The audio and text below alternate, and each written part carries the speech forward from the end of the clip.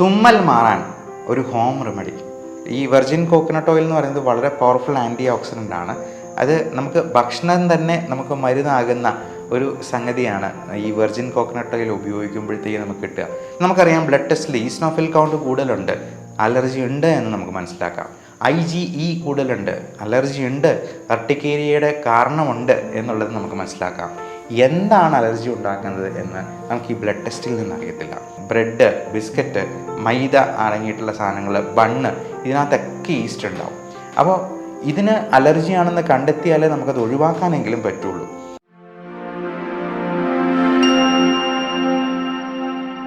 തുമ്മൽ മാറാൻ ഒരു ഹോം റെമഡി. അലർജി പല പ്രശ്നങ്ങൾ ഉണ്ടാക്കാറുണ്ട്. മൂക്കടപ്പും തുമ്മലും കണ്ണു ചൊറിച്ചിലുമായിട്ട് അത് വരാം. അലർജി ശ്വാസകോശത്തെ ബാധിക്കുമ്പോൾ ചുമ, കഫക്കെട്ട്, ശ്വാസം മുട്ടൽ, വീസിങ്, വലിവ് പോലത്തെ പ്രശ്നങ്ങൾ, അത് സ്കിന്നിൽ അർട്ടിക്കേരിയ, സ്കിൻ റാഷസ് ഒക്കെ വരാം. അപ്പോൾ ഇതിൻ്റെ ബേസിക് കാരണം അലർജി തന്നെയാണ്. ഈ അലർജിക്ക് ഹോം റെമഡി അല്ലെങ്കിൽ ചെപ്പടി വിദ്യ എന്നൊക്കെ പറയുമ്പോൾ നിങ്ങൾ തന്നെ അത്ഭുതപ്പെട്ടേക്കാം. മോഡേൺ മെഡിസിനിലൊരു ഡോക്ടർ എന്തിന് അങ്ങനെ ഒരു കാര്യം പറയണമെന്ന്. ഞാൻ എപ്പോഴും മലയാളം പറയാൻ ആഗ്രഹിക്കുന്ന ഒരു ഇംഗ്ലീഷ് ഡോക്ടറാണ്. നമുക്ക് വീട്ടിൽ തന്നെ ചെയ്യാവുന്ന കാര്യങ്ങളൊക്കെ ചെയ്ത് നോക്കിയിട്ട് അതിൽ പറ്റിയില്ല എന്നുണ്ടെങ്കിൽ, അതിൻ്റെ ലൈഫ് സ്റ്റൈൽ മോഡിഫിക്കേഷൻ കൃത്യമായിട്ട് പാലിച്ചിട്ടും ശരിയായില്ല എന്നുണ്ടെങ്കിൽ നമ്മൾ കൃത്യമായിട്ടുള്ള ട്രീറ്റ്മെൻറ്റ് എടുക്കുക തന്നെ വേണം. അതിനെക്കുറിച്ചും ഞാൻ ഇതിൻ്റെ അവസാനം പറയുന്നതാണ്. നമുക്ക് ആദ്യം ഈ അലർജിക്ക്, തുമ്മലിന്, നിർത്താതെയുള്ള മൂക്കൊലിപ്പിന്, മൂക്കടപ്പിന് വീട്ടിൽ ചെയ്യാവുന്ന ഒരു ഹോം റെമഡി. അത് നല്ല അത്യുഗ്രൻ ടേസ്റ്റുള്ള ഒരു ഹെൽത്ത് ഡ്രിങ്കും കൂടിയാണ്. അപ്പോൾ അതിന് ചെയ്യേണ്ട എന്തൊക്കെ സാധനങ്ങളാണ്, ചേരേണ്ടത് എന്തൊക്കെയാണ് എന്നുള്ളത് നമുക്ക് നോക്കാം.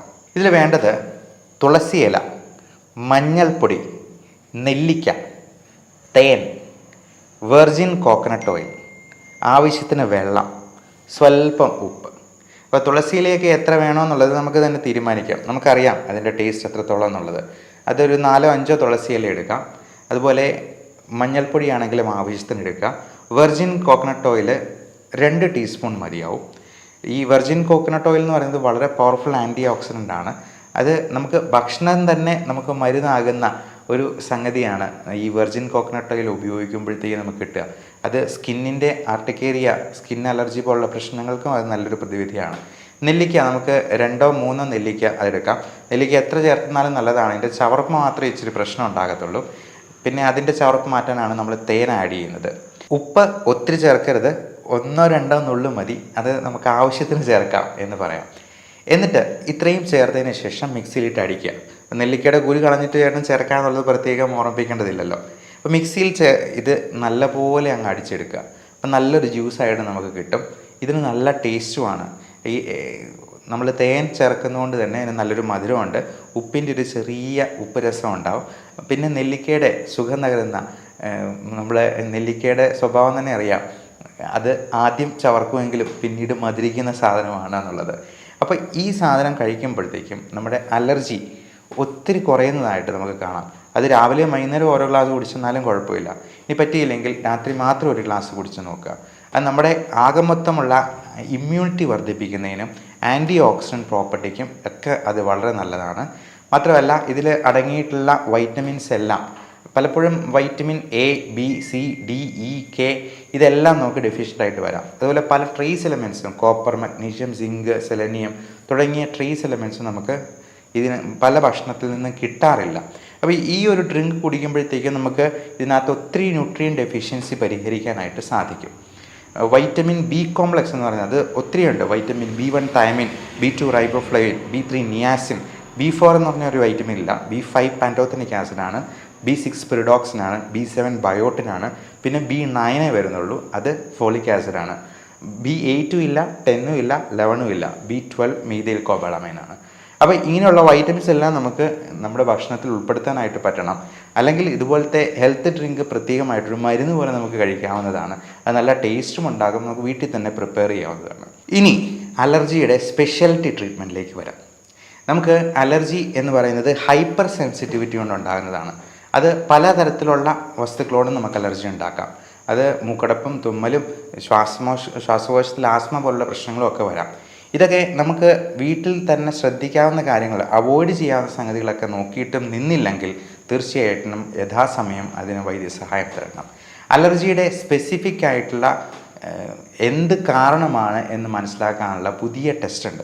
നമുക്കറിയാം ബ്ലഡ് ടെസ്റ്റിൽ ഈസ്നോഫിൽ കൗണ്ട് കൂടുതലുണ്ട്, അലർജി ഉണ്ട് എന്ന് നമുക്ക് മനസ്സിലാക്കാം.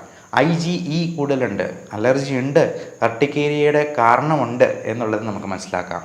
എന്താണ് അലർജി ഉണ്ടാക്കുന്നത് എന്ന് നമുക്ക് ഈ ബ്ലഡ് ടെസ്റ്റിൽ നിന്ന് അറിയത്തില്ല.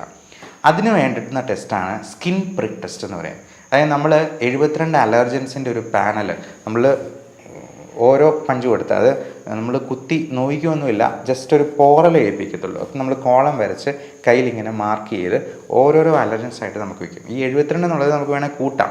നമുക്ക് സംശയമുള്ള വേറെ എന്തെങ്കിലും ഭക്ഷണ പദാർത്ഥങ്ങളുണ്ടെങ്കിൽ അതിൻ്റെ അലർജൻസും കൂടെ നമുക്കിതിൽ ആഡ് ചെയ്യാം. എന്നിട്ട് ഓരോന്നിൻ്റെയും റിയാക്ഷൻ നമ്മൾ നോക്കുവാണ്. അപ്പോൾ കൃത്യം നമുക്ക് മനസ്സിലാക്കാൻ പറ്റും ഇന്നതാണ് അലർജി എന്നുള്ളത്. പലപ്പോഴും നമ്മളത് അറിയാതെ പല ഭക്ഷണങ്ങളും കഴിക്കാറുണ്ട്. ഉദാഹരണത്തിന് ഗോതമ്പ്, പാല്. കഴിഞ്ഞ ദിവസം ഒരു വൈദ്യന് ചെയ്തപ്പോൾ അത് ഈസ്റ്റ് അലർജിയാണെന്ന് കണ്ടെത്തി. അപ്പോൾ ഈസ്റ്റൊക്കെ നമ്മൾ പോലും അറിയാതെ നമ്മുടെ ഉള്ളിൽ പോകുന്ന സാധനമാണ്. അത് അപ്പം, അല്ലെങ്കിൽ ബ്രെഡ്, ബിസ്ക്കറ്റ്, മൈദ അടങ്ങിയിട്ടുള്ള സാധനങ്ങൾ, ബണ്ണ്, ഇതിനകത്തൊക്കെ ഈസ്റ്റ് ഉണ്ടാവും. അപ്പോൾ ഇതിന് അലർജിയാണെന്ന് കണ്ടെത്തിയാലേ നമുക്കത് ഒഴിവാക്കാനെങ്കിലും പറ്റുള്ളൂ. ഇനി ഒഴിവാക്കാൻ തീരെ പറ്റാത്ത ചില സംഗതികളുണ്ട്, 100% പ്രാക്ടിക്കൽ അല്ലാത്തത്. ഉദാഹരണത്തിന് പൊടി, ഡസ്റ്റ് മൈറ്റ്സ് എന്ന് പറയുന്നത് ഒത്തിരി അലർജി ഉണ്ടാക്കുന്ന സംഗതിയാണ്. അത് തന്നെ പല വെറൈറ്റി ഉണ്ട്. അതുപോലെ കൊതുക്, മോസ്കിറ്റോ ബൈറ്റ്, അത് ഒത്തിരി പേർക്ക് അലർജി കാണാറുണ്ട്. പാറ്റ, നമ്മൾ എത്ര ശ്രമിച്ചെന്നാലും ചിലപ്പോൾ പാറ്റ കയറിയെന്നിരിക്കാം. പല ജീവികളുടെ വിസർജ്യം എല്ലാം അലർജി ഉണ്ടാകുന്നതാണ്. അപ്പോൾ ഇതൊക്കെ നമ്മൾ എന്താ ചെയ്യുക, ഇമ്മ്യൂണോതെറാപ്പി എന്ന് പറയുന്ന പുതിയ ലെവൽ ഓഫ് ട്രീറ്റ്മെൻ്റ് ഉണ്ട്. ആ ട്രീറ്റ്മെൻറ്റ് വഴി നമുക്ക് ഈ അലർജി മിക്കവാറും ആൾക്കാരിൽ 90% വരെ മാറ്റാൻ പറ്റും. അതിന് പക്ഷേ ഒരു സ്പെസിഫിക് ഏജ് ഗ്രൂപ്പ് ഉണ്ട്. നമ്മൾ ഒത്തിരി പ്രായമായവരിൽ ഈ ഡീസെൻസിറ്റൈസേഷൻ മെത്തേഡ് നമുക്ക് കൊടുക്കാൻ പറ്റില്ല. ഒരു 50 വയസ്സ് വരെ അതിന് അനുയോജ്യമായ പ്രായം എന്ന് പറയാം, ഏറിയാൽ ഒരു 60 വയസ്സ് വരെ. എന്നാലും എത്ര വയസ്സുള്ളവർക്ക് നമുക്ക് ഈ സ്കിൻ പ്രിക്ക് ടെസ്റ്റ് ചെയ്ത് എന്തിനാണ് അലർജി എന്നുള്ളത് കണ്ടുപിടിക്കാം. പക്ഷേ ഇമ്മ്യൂണോതെറാപ്പി കൊടുക്കാൻ ഒത്തിരി പ്രായമായി കഴിഞ്ഞാൽ സാധിക്കില്ല. അതുകൊണ്ട് കൊച്ചുകുട്ടികൾക്കും ചെറുപ്പക്കാർക്കുമൊക്കെ ഏറ്റവും അനുയോജ്യമായിട്ടുള്ള കാര്യം ഇമ്മ്യൂണോതെറാപ്പിയാണ്. അല്ലെങ്കിൽ എന്തിനു വേണമെങ്കിലും അലർജി അവർക്ക് എപ്പോൾ വേണമെങ്കിലും ജീവിതത്തിൽ ഉണ്ടാകാം. അത് സൂര്യന് കീഴേ എന്നായിരുന്നു പണ്ട് പറഞ്ഞുകൊണ്ടിരുന്നത്. പക്ഷേ ഞാൻ പറയാം, സൂര്യൻ ഉൾപ്പെടെ എന്തിനും അലർജി ഉണ്ടാക്കാം. കാര്യം പല സ്ത്രീകൾക്കും ഫോട്ടോ സെൻസിറ്റിവിറ്റി, സ്കിന്ന് അലർജി ഈ സൂര്യ വെളിച്ചത്തിൽ നിന്നുണ്ടാകാറുണ്ട്. അവർ ബ്ലൗസ് ഇടുന്ന ഭാഗം ഒഴിച്ച് ബാക്കി എല്ലായിടത്തും ഭയങ്കര പിഗ്മെൻറ്റേഷനും ചൊറിച്ചിലും പ്രശ്നങ്ങളും ഒക്കെ ആയിരിക്കും. അത് അവരുടെ ബ്ലൗസ് ഇട്ടിരിക്കുന്ന ഭാഗം തന്നെ കൃത്യമായിട്ട് അറിയാം. അവർ തന്നെ പറയാറുണ്ട്, എൻ്റെ മുഖത്തിന് മൊത്തം കരുവാളിപ്പ, എന്നാലും എൻ്റെ ശരീരം നല്ല വെളുത്തായിരിക്കുന്നു ഡോക്ടറെന്ന്. അപ്പോൾ ഇങ്ങനെയുള്ള സങ്കടങ്ങൾ ഒത്തിരി പേർക്കുണ്ട് എന്നുള്ളത് കൊണ്ട് ഈ ഡെർമറ്റ് സൈക്കാട്രി എന്ന് പറയുന്ന ഒരു ബ്രാഞ്ച് തന്നെയുണ്ട് ഈ സ്കിൻ അലർജിയിൽ ഉണ്ടാകുന്ന മാനസിക പ്രശ്നങ്ങളെ പ്രത്യേകം അഡ്രസ്സ് ചെയ്യാനായിട്ട്. പ്രത്യേകിച്ചും സോറിയാസിസ് പോലുള്ള അസുഖങ്ങൾ, ഇതിനൊക്കെ ഫലപ്രദമായിട്ടുള്ള ഹോം റെമഡീസ് ഉണ്ട്. അത് ഞാൻ നേരത്തെ സോറിയാസിസിൻ്റെ ഒരു ഹോം റെമഡി പറഞ്ഞിട്ടുണ്ട്. അതുപോലെ കരിമംഗല്യത്തിന് ഉള്ള ഫേസ് പാക്കുകളുണ്ട്, നമുക്ക് വീട്ടിൽ തന്നെ പ്രിപ്പയർ ചെയ്യാവുന്നത്. ഇതിൽ നിന്നില്ല എന്നുണ്ടെങ്കിൽ, ലൈഫ് സ്റ്റൈൽ മോഡിഫിക്കേഷൻ കൊണ്ടും ഫലവത്തായില്ലെങ്കിൽ നമ്മൾ യഥാസമയം കൃത്യമായിട്ടുള്ള ട്രീറ്റ്മെൻറ്റ് എടുക്കണം. അത് അലോപ്പതി തന്നെ വേണമെന്ന് ഒരു നിർബന്ധവും ഇല്ല. ആയുർവേദമാണെങ്കിലും ഹോമിയോപ്പതി ആണെങ്കിലും ഒരു കുഴപ്പമില്ല. പക്ഷേ രജിസ്റ്റേർഡ് മെഡിക്കൽ പ്രാക്ടീഷണറുടെ അടുത്ത് തന്നെ പോയി ട്രീറ്റ്മെൻറ്റ് എടുക്കുക. കാരണം നമ്മളെക്കാൾ വിദ്യാഭ്യാസം കുറഞ്ഞ ഒരാളുടെ അടുത്ത് പോയി ചികിത്സ തേടുന്നതിൽ പരം ഒരു മണ്ടത്തരം വേറെയില്ല. അതിനാണ് നമ്മുടെ നാട്ടിലെ നിയമങ്ങൾ. ഇതെല്ലാം ലൈസൻസ്ഡ് ജോബ്സ് ആണ്. അപ്പോൾ കൃത്യമായിട്ടുള്ള ട്രീറ്റ്മെൻറ്റ് വ്യക്തിയുടെ അടുത്ത് തന്നെ പോയി എടുക്കാനായിട്ട് ശ്രമിക്കുക. ഇതിൽ എല്ലാ വൈദ്യശാസ്ത്ര ശാഖയിലും അവരുടേതായ ട്രീറ്റ്മെൻറ്റ് ഉണ്ടാകും. അത് കൃത്യമായിട്ടുള്ള നിയമസാധ്യതയോടുകൂടിയുള്ള ചികിത്സാ മാർഗം തന്നെ സ്വീകരിക്കാനായിട്ട് പ്രത്യേകം ഓർമ്മിച്ചുകൊള്ളുന്നു. നന്ദി.